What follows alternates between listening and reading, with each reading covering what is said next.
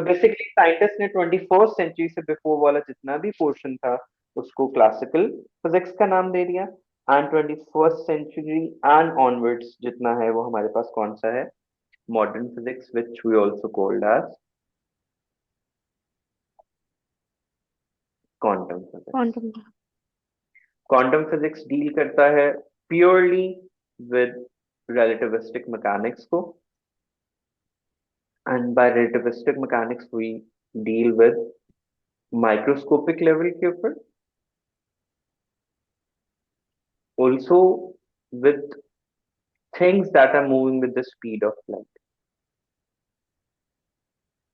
तो quantum physics basically deal ही उन sections को करता है जो क्लासिकल फिजिक्स के बेसिस के ऊपर डिफाइन ना हो सके, विच मींस एवरीडे रूटीन की जितनी भी चीजें हैं उनको हम न्यूटन्स लॉ के अकॉर्डिंगली एक्सप्लेन कर सकते हैं, but when we go to the objects or particles moving with the speed of light we deal with under quantum physics. बहुत से फिनोमेना जैसे थे जिनमें मेजरली जो हमने इस चैप्टर में पढ़ने हैं, which is photoelectric effect, Compton's effects, हमारे पास प्लैंक्स कांस्टेंट, एंड हमारे पास फोटॉन्स का कॉन्सेप्ट था, और क्या कहते हैं एनिलेशन ऑफ मैटर आता था उसके अंदर। ये तमाम कॉन्सेप्ट्स जो थे वो क्लासिकल फिजिक्स की बेसिस के ऊपर एक्सप्लेन नहीं हो सकते थे, तो उनको एक्सप्लेन करने के लिए हम किसकी हेल्प लेते हैं, क्वांटम फिजिक्स की। Quantum physics deals with the objects moving with the speed of light, ठीक है। एंड क्वांटम थ्योरी जो है, इट डील्स, इसका जो मेन सेक्शन है वो ये है कि it deals light as pocket of energy. Quantum theory explains electromagnetic radiation as discrete packets of energy हमारे पास, ठीक है, which are known as light को as discrete packet of energy explain करें, which we called as quantas, ठीक है। फिर do you know what frame of references are? कौन सा क्या? फ्रेम ऑफ रेफरेंस का मीनिंग क्या होता है? पता नहीं। अच्छा, क्वांटम मैकेनिक्स का जो सबसे फर्स्ट यूज किया गया था quantum physics, sorry, it deals light as particle as well as wave. इसने कहा था everything has dual nature, everything could act as particle, everything could act as a wave depending upon its speed. Speed को vary करेंगे, we can enhance the properties of wave और being it as a particle हमारे पास। तो it deals light as a particle in this section हमारे पास। इसके अलावा जो पार्टिकल नेचर थी, तो वो फोटो इलेक्ट्रिक इफेक्ट भी इसी को डील कर रहा होता है, बिकॉज वेव तो कभी भी इलेक्ट्रॉन को आउट नहीं आउट कर सकती थी, अगर लाइट ने एज अ पार्टिकल एक्ट किया तभी तो वो उसको किक आउट कर सकती ना फ्रॉम द आउटरमोस्ट ऑर्बिट। तो ये भी कुछ पोर्शंस थे जिनकी बेसिस के ऊपर लाइट को डील किया गया था एज अ पार्टिकल हमारे पास। Understand that photon is a quantum of electromagnetic energy which I just told you. ये फोटोन हमारे पास क्या है, light which is basically discrete packets of energy, जिसको हम क्वांटस का नाम भी देते हैं। फिर है इलेक्ट्रॉन वोल्ट, ये हम लोगों ने ओ लेवल में भी पढ़ा हुआ है, E is equal to H F का फॉर्मूला। हमारे पास ई यहाँ पे क्या है, एनर्जी, एच हमारे पास क्या है, प्लैंक्स कांस्टेंट, और एफ हमारे पास क्या है, ट्रांस फंक्शन और फ्रीक्वेंसी। और प्लैंक्स फ्रीक्वेंसी। कांस्टेंट की वैल्यू हम लोगों को याद होनी फ्रीक्वेंसी चाहिए, 6.63 × 10⁻34। ये गिवन होगी ना पेपर में? हाँ जी, डाटा शीट में गिवन होती है। ई इज इक्वल या टू, मैं डेटा शीट की पिक्चर भेज देंगे। Okay, P is equal to E C equation हम लोगों ने ओ लेवल्स में की भी थी। Let me redo it for you. E is equal to किसकी इक्वल होता है, 1/2 mv²। अगर मैं मास को M multiply P and divide square करता हूँ ईदर साइड, मतलब मल्टीप्लाई एंड डिवाइड करूंगा तो ये बन जाएगा E is equals to 1/2 one M by square two V square over M. M और वी हमारे पास क्या बन जाएगा, p²। तो E is equals to p² over 2m। M. और यहाँ से E is equals to HF होता है हमारे पास, और E is equals to p² over 2m भी होता है। तो ये इक्वेशन हम लोगों को सारी जो है अकॉर्डिंगली आनी चाहिए। डेरिवेशन इसमें इसलिए इंपॉर्टेंट होती हैं क्योंकि हम इनको रिस्पेक्टिवली डील, डेरिवेशन के क्वेश्चन हमारे पास आते हैं। तो अगर हम E is equal to P C and E is equal to H F लिखें, वहां से हमारे पास एक और इक्वेशन ड्राइव होती है, और वो कौन सी है? E is equal to P over C. P over तो सी पी नहीं सी होगा? Is equal to H F. यहाँ से P किसकी इक्वल आ जाएगा, H F over C. H over C किसकी equal, F, F is equal to V is equal to F lambda होता है। तो यहाँ से V ओवर एफ किसकी इक्वल आ जाएगा, लेमडा के। और एफ ओवर वी किसकी इक्वल होगा, 1/λ के। तो यहाँ पे एफ ओवर वी की जगह पे हम लेमडा पुट कर देंगे, तो ये बन जाएगा एच ओवर ये लेमडा। एक मिनट, आहिस्ता आहिस्ता सब दिला, आहिस्ता आहिस्ता, प्रोसेस भी नहीं करने दिया। बहन, V is equal to F lambda होता है, ओ लेवल में फॉर्मूला पढ़ा था। नहीं, आपने एफ के ऊपर पहले एफ ओवर पहले सी। इधर आओ ना, पहले वापस इधर बेसिक्स पे आओ। वी इज इक्वल टू आ एफ गया, आ एफ गया। लेमडा पढ़ा हुआ है। हाँ जी। लेमडा को सब्जेक्ट बना लिया, वी ओवर एफ बन गया। फिर वो तो समझ आ गई। सुनो ना, मैं मुझे पता चल गया कहाँ पे तुम लॉस्ट हुआ है। ये V over F is equal to lambda समझ में आ गया। हाँ जी, हाँ जी। अगर मैं इसको रेसिप्रोकल लूं, एफ ओवर वी करूं, तो वो 1/λ की इक्वल हो जाएगा। हाँ जी। ठीक है, अब यहाँ पे वापस आ जाओ। ये हमने सिर्फ आ दोनों गई। इक्वेशंस को रिलेट किया आपस में। E is equal to okay, P over C नहीं होता? पी सी होता है। अच्छा, ए सही। Is equal to P C होता है, ऊपर भी लिखा हुआ है। मुझे कहा शायद पी ओवर सी है। अच्छा, ये सही देखो है। ना, E is equal to P वो C. P is equal to T over C होता है, सही है, मैंने देखा।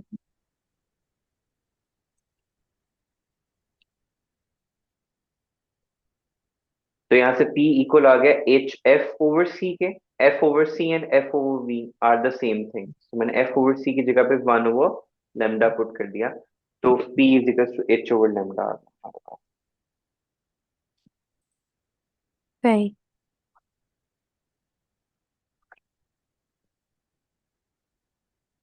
तो यहाँ से जो इक्वेशन ड्राइव हुई, that is momentum and wave nature has inverse relationship, which means के वेव पार्टिकल ड्यूलिटी जब हम डिस्कस करते हैं आगे जाके, तो अगर हम वेव नेचर को एनहांस करते हैं बाय रिड्यूसिंग द वेवलेंथ, तो हमारे पास पार्टिकल नेचर क्या हो जाती है, रिड्यूस। ठीक है। सिमिलरली अगर मैं सही। पार्टिकल नेचर को इंक्रीज करता हूं, तो वेव नेचर क्या हो जाएगी, रिड्यूस। सो रिड्यूस। साइमल्टेनियसली हम दोनों प्रॉपर्टीज को एक ही पॉइंट पर डिस्कस नहीं कर सकते। इसकी बहुत अच्छी एग्जांपल भी है, which we are going to study later, जब हम स्टेप बाय स्टेप आगे बात करेंगे। वहां पे वो एग्जांपल से ना बड़ा अच्छे तरीके से समझ में आ जाता है कि when things are moving with very lesser speed, इसी फॉर्मूला की बेसिस पे मैंने ये फॉर्मूला इसलिए करवाया आपको कि हमने इसको आगे जाके यूज करना है। इसकी बेसिस पे हम ये जस्टिफाई कर पाते हैं कि कैसे wave nature and particle nature simultaneously deal नहीं की जा सकती है। ठीक है, do you understood everything up till here? हाँ जी। Okay, let's go to the next point. Next point क्या है इसके अंदर हमारे पास? Understand that photoelectrons may be emitted from a metal surface but is eliminated by the electromagnetic radiation. So photoelectric effect was the first effect that explained the particle nature of light in terms of experiment. तो photoelectric effect में हमने क्या discuss किया था कि when light is shown onto the metal surface, it emits an electron out of it, which justified the which justified what? Photo the particle nature और the wave nature? Wave nature. नहीं, particle nature, because electron emit हो रहा है ना। Electron emit हो रहा है उसके अंदर, ठीक है।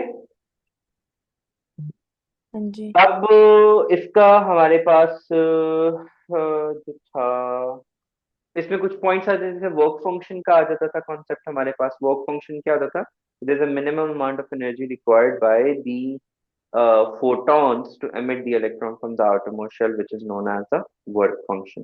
उससे पहले एक छोटी सी क्वेश्चन की डेरिवेशन अगर हम लोग फोटोइलेक्ट्रिक इफेक्ट ने स्टार्ट में ही दिया हुआ है, तो मैं वहां ले जाके डिस्कस कर देता हूँ।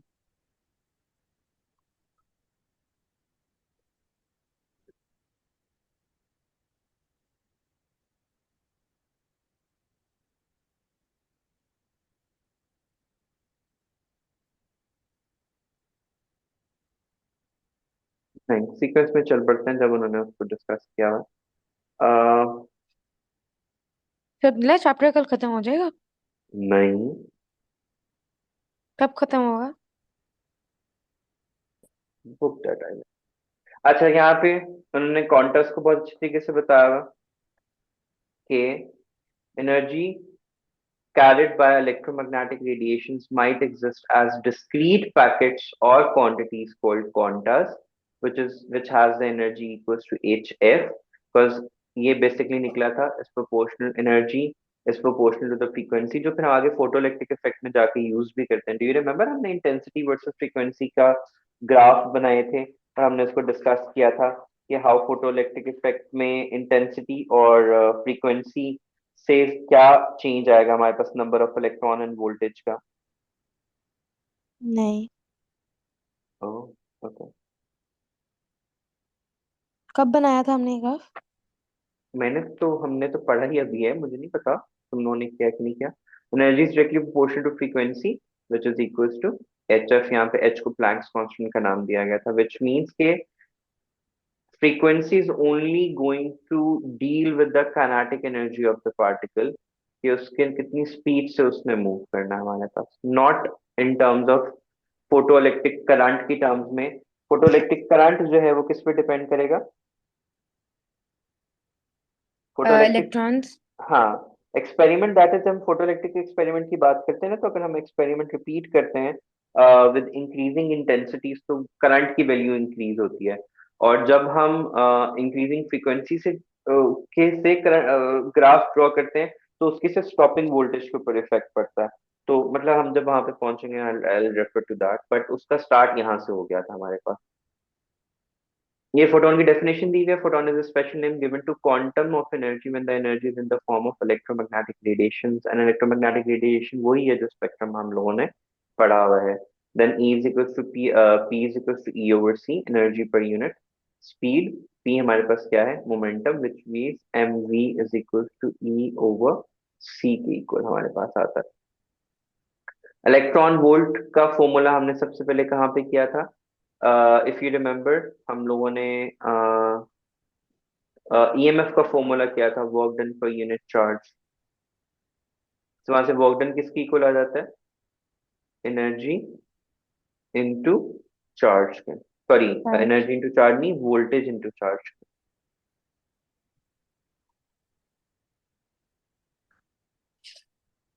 इसको भी रेस करना पड़ेगा। ईएमएफ का फॉर्मूला याद है? हाँ जी। ईएमएफ और volts work done per unit charge की इक्वल होता था। यहाँ से वर्क डन किसकी इक्वल आ जाएगा? क्यू इंटू वी के। Work done V. Also equal to energy की इक्वल होता है। क्यू की जगह पे 1.6 × 10⁻19 कूलम्स पुट कर दें, charge on one electron, and V की जगह पे 1 पुट कर दें, और सिंपली हम इसकी जगह पे ई पुट कर दें, तो ये क्या बन जाएगा? W is equal to 1 electron volt. तो joule is equal to 1 electron volt. यहाँ से हमारे पास आती है वैल्यू, ठीक है। और अगर आप उसकी वैल्यूज पुट करना शुरू कर दें तो हम मास निकाल सकते हैं। तो 1 electron volt is equal to 1.6 × 10⁻19 joules की इक्वल होता है हमारे पास। बस हमने वोल्टेज से मल्टीप्लाई कर देना है ना इसके चार्ज को, हाँ, जितनी चार्ज ऑन वन वोल्टेज वहां पे से इलेक्ट्रॉन, बनेंगे। Charge on one electron. Normally convenience कहते हैं कि वो हमें करके दें, तो हम लोगों ने अगर जाउल से इलेक्ट्रॉन वोल्ट में जाना है, सिंपली हमने 1.6 -19 से डिवाइड कर देना है, और अगर हमें इलेक्ट्रॉन वोल्ट से जाउल में जाना है तो हमको मल्टीप्लाई कर देना है। तो ये अक्सर ये क्वेश्चन आते हैं जिनमें ये कन्वर्जन करनी होती है, तो just keep that in your mind कि हमने कैसे जाना है। फोटोइलेक्ट्रिक इफेक्ट क्या था हमारे पास? Photoelectric emission is the release of electrons from the surface of metal when electromagnetic radiation is incident on the surface. The electrons emitted are referred to as photoelectrons. Photo metal electrons. Surface के ऊपर जब light को shown किया गया, it was observed. अब उन्होंने अगर यहाँ पे बनाया हो,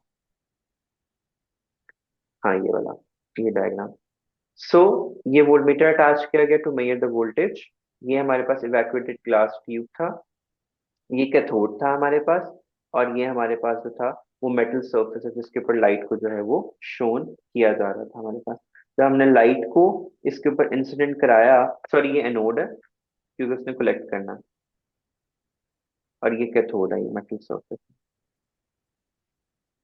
कैथोड हम इसको सिर्फ इसलिए कह रहे हैं क्योंकि यहाँ से एमिट होना है हमारे पास इलेक्ट्रॉन्स में। तो जब इसके ऊपर लाइट एमिट की गई, we saw some fluctuations on to the meters, जिसने हमें ये शो किया जब लाइट फॉल करती है मेटल सरफेस के ऊपर, there is some emission which is the, electrons.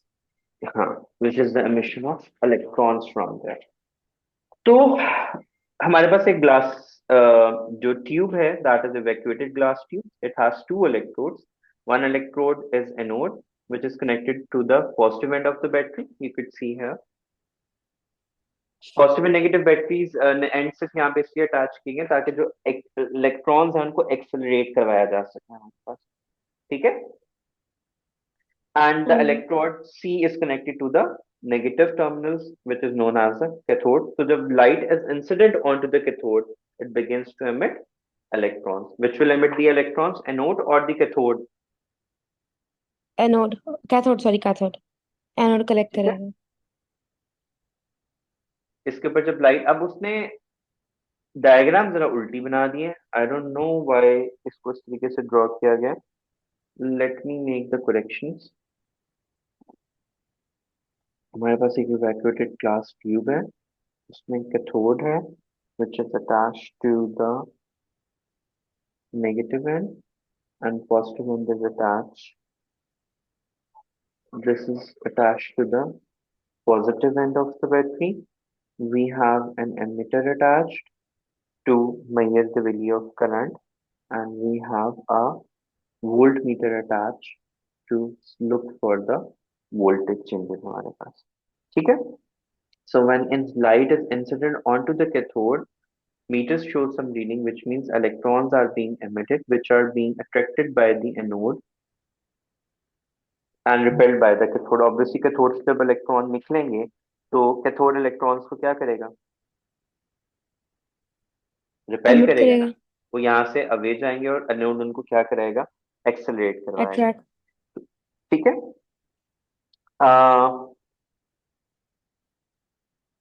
As long as the light is being shone on to the metal surface, हमारे पास फोटो इलेक्ट्रॉन्स आएंगे। जब लाइट ऑफ कर दिया तो हमारे पास क्या आएगा?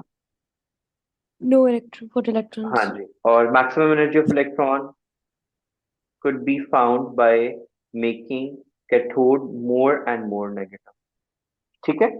सो मोर एंड मोर नेगेटिव बनाने से हमें क्या होगा कि जो maximum energy of the photo electrons जो है, they can easily be determined by reversing the connections of the battery in the circuit. हम क्या करेंगे? I will attach now positive to the cathode, मैं यहाँ पे अटैच कर देता हूँ ऊपर की तरफ से, and negative to the anode. अब जब एनोड। इलेक्ट्रॉन्स इसके ऊपर एमिट हो, इसके ऊपर लाइट शोन की जाएगी, अब कैथोड उनको क्या करेगा? अपनी तरफ अट्रैक्ट, और एनोड उनको क्या करेगा? रिपेल करेगा। पेल।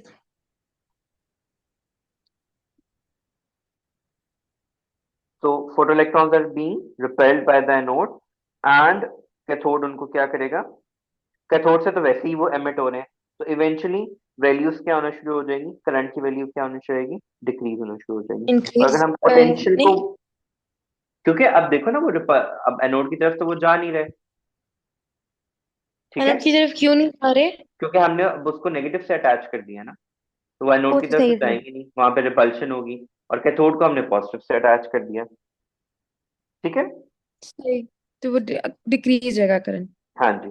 हम ए को जो है मोर एंड मोर नेगेटिव करते रहेंगे, और there would be a point when the current would be equal to zero by increasing the potential between them, and that potential would be known as stopping voltage, at which the current would become zero. अब light तो उसके ऊपर fall कर रही है, but current क्या हो जाएगा उसमें, जीरो हो जाएगा। सो क्यों होगा, क्योंकि even electron with the highest energy would not be able to reach anode, और हमारे पास कोई भी करंट नहीं आएगा। So kinetic energy, which is the kinetic energy of the electron, is equals to VE। VE का formula हमारे पास कहां से आया है, ईएमएफ वाले क्वेश्चन में से। ठीक है। ईएमएफ वाले क्वेश्चन कर रहा है, ईएमएफ से हमारे पास वहां से फॉर्मूला है। cause stopping voltage, ये जो हमने ये डिस्कस किया, that would decide the electrons, the kinetic energy of the electrons। ठीक है। तो the maximum हम लिख सकते हैं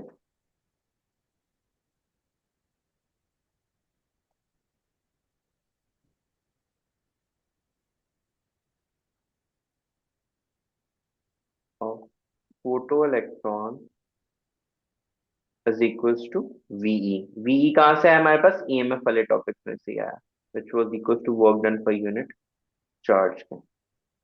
ठीक है। Do you understand up till here? Do you want me to repeat any part, की कोई चीज ऊपर से गुजर गई हो? नहीं समझ आ गई। V is equals to work, बल्कि E over Q लिखता हूँ ताकि आसानी रहे। E over E लिख देता हूँ, ताकि जब इससे मल्टीप्लाई हो तो E किसकी इक्वल आ जाए, VE के। V वोल्टेज, और E क्या हो गया, charge on one charge. Electron, और यहाँ पे एनर्जी की जगह पे हमने क्या पुट कर दिया, 1/2 mv²। अब इन्होंने क्या किया, अब इन्होंने एक्सपेरिमेंट को चेंज किया, first by increasing the intensity and by increasing the frequency. They came to know के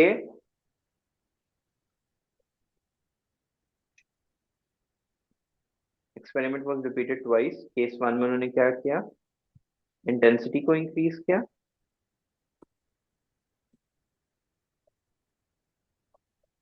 उससे हमें क्या हुआ कि हमारे पास फोटो करंट इंक्रीज हुआ, उसका मैग्नीट्यूड हमें ज्यादा फील हुआ। ठीक है। क्योंकि हमारे पास एक ग्राफ फॉर्म हुआ, विच वाज कि उनकी स्टॉपिंग वोल्टेज सेम ही थी, जब इंटेंसिटी 1 एंड इंटेंसिटी 2। यहाँ पे हम करंट, और यहाँ पे हमारे पास वोल्टेज। ठीक है। ये नेगेटिव वी, क्योंकि हमने नेगेटिव वी किया था ना, वोल्टेज को मोर एंड मोर नेगेटिव किया है ताकि इलेक्ट्रॉन वहां तक पहुंच ही ना पाए हमारे पास। तो तो उससे करंट तो इंटेंस डिक्रीज नहीं होना था।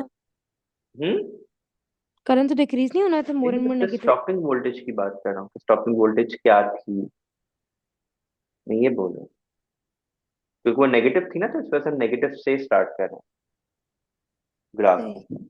और जब हमने फ्रीक्वेंसी को चेंज करके देखा, तो हमने देखा कि अब काइनेटिक एनर्जी ज्यादा है पार्टिकल्स के पास, बट करंट की वैल्यू क्या रहेगी, उतनी ही रहेगी हमारे पास, जब हमने फ्रीक्वेंसी को इंक्रीज किया।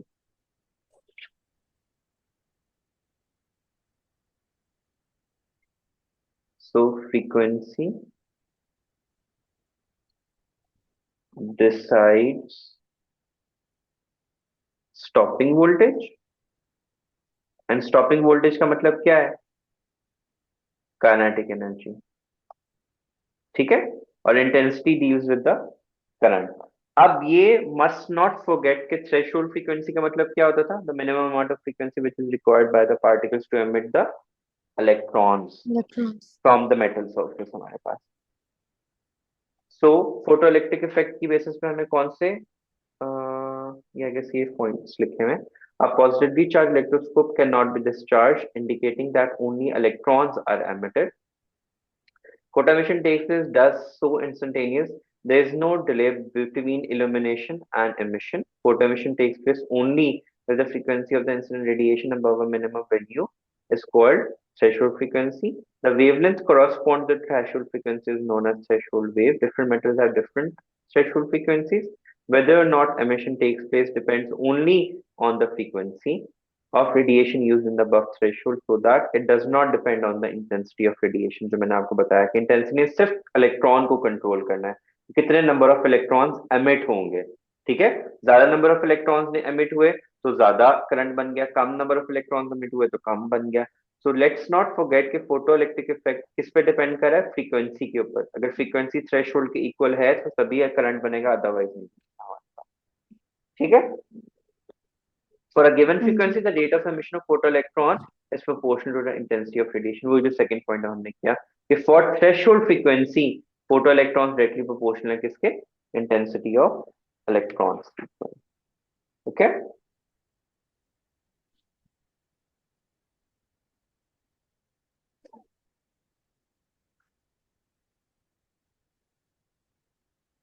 ये एक अच्छा पैराग्राफ था।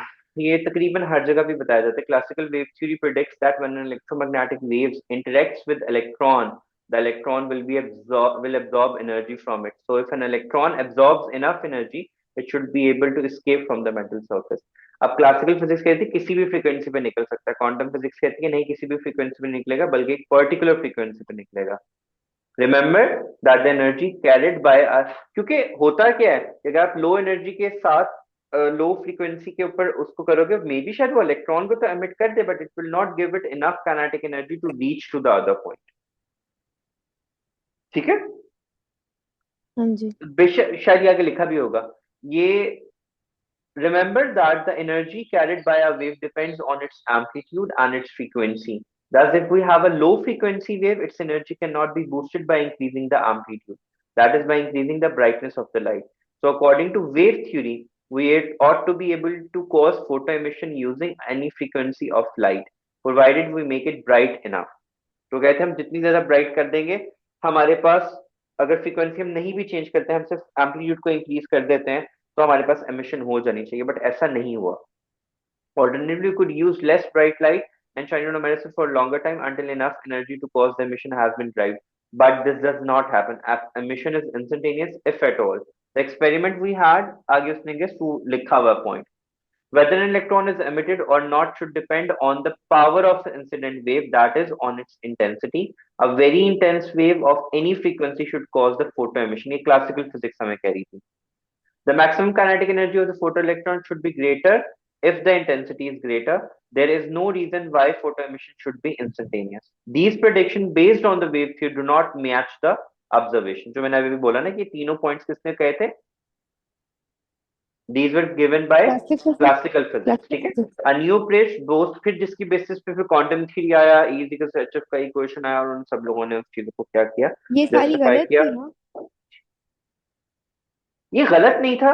उन्होंने गलत इसको सिर्फ मतलब ये इसलिए नहीं प्रूव। बोला, उन्होंने इसको गलत इसलिए नहीं बोला कि ये सब पॉसिबिलिटीज हो रही थी बट क्वांटम लेवल के ऊपर आके नहीं हो रही थी, माइक्रोस्कोपिक लेवल के ऊपर आके नहीं इन चीजों को इन बेस पे डिस्कस किया जा सकता, मैक्रोस्कोपिक पे किया जा सकता था। सही। ठीक है।